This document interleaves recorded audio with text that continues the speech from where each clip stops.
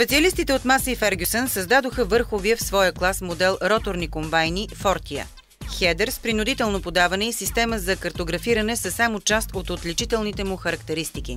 Тази машина може да се похвали още с най-големия ротор – 700-800 мм в диаметър и 3,56 метра дължина. Хидравличното му задвижване значително увеличава оперативната ефективност, която се постига чрез възможността да жъне с постоянна скорост на ротора, което означава едновременно запазване и на производителността и на качеството на зърното. До 159 литра в секунда е капацитетът на разтоварване на комбайните от серията Фортия.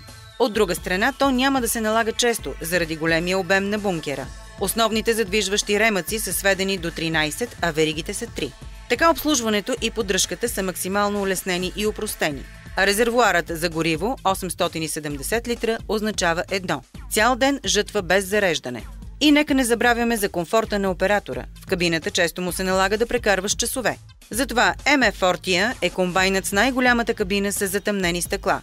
Но с това екстрите не свършват. Тя е оборудвана също с климатик, въздушно окачване на седалката, ергономични органи за управление и много други, които ще превърнат жътвата в истинско удоволствие. Комбайните Фортия ще откриете единствено при официалния представител на Масей Фергюсън за България – фирма Фермер 2000.